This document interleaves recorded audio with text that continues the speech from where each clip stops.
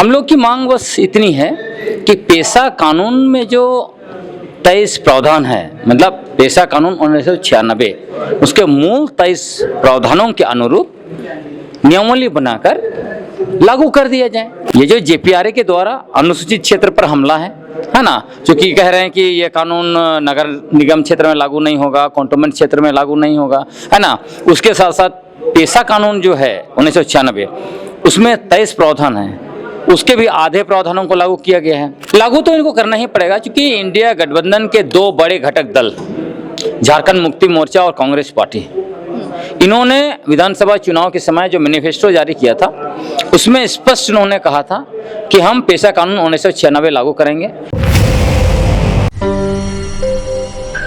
आदिवासी क्षेत्र सुरक्षा परिसर के अध्यक्ष ग्लैंडसन डुंगडुंग हमारे बीच मौजूद है। आज पेशा कानून को लेकर के महाबहस रखा गया। सर, क्या कुछ बोलना चाहिए, क्या निर्णय लिया गया? देखिए, यह जो बहस था वो झारखंड सरकार के पंचायत राज विभाग के द्वारा प्रस्तावित पेशा नियमावली 2024 को लेकर था, और वो इसलिए था क्योंकि बहुत सारे लोग इस तरह का भ्रम फैला रहे हैं, कह रहे हैं कि यह बेहतरीन नियमावली है, इससे पारंपरिक ग्राम सभाओं को अधिकार मिलेगा, आदिवासियों का अधिकार मिलेगा, है ना, और आदिवासियों का विकास होगा।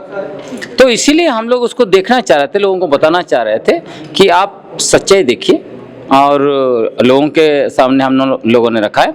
हम लोग की मांग बस इतनी है कि पेशा कानून में जो 23 प्रावधान है, मतलब पेशा कानून 1996 उसके मूल 23 प्रावधानों के अनुरूप नियमावली बनाकर लागू कर दिया जाए, इतना ही है वो। और इसीलिए कह रहे हैं क्योंकि जो प्रस्तावित नियमावली है पेशा कानून 1996 के अनुरूप नहीं है, यह झारखंड पंचायत राज अधिनियम 2001 को ही लागू करने के लिए ये सब किया जा रहा है। और झारखंड पंचायत राज अधिनियम जो है वो असंवैधानिक है अनुसूचित क्षेत्रों के लिए, इसलिए हम लोग कह रहे हैं कि उसका धारा 1 उपधारा 2 को संशोधन करके इसको जो है कि सामान्य क्षेत्र में लागू किया जाए, क्योंकि इस कानून को लागू करने से पहले महामहिम राष्ट्रपति से अनुमोदन नहीं करवाया गया है, टीएसी से भी जो है कि कोई परामर्श नहीं ली गई है। जबकि ये जो जेपीआरए के द्वारा अनुसूचित क्षेत्र पर हमला है ना, क्योंकि कह रहे हैं कि ये कानून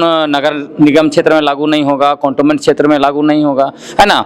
उसके साथ साथ पेशा कानून जो है 1996 उसमें 23 प्रावधान है, उसके भी आधे प्रावधानों को लागू किया गया है।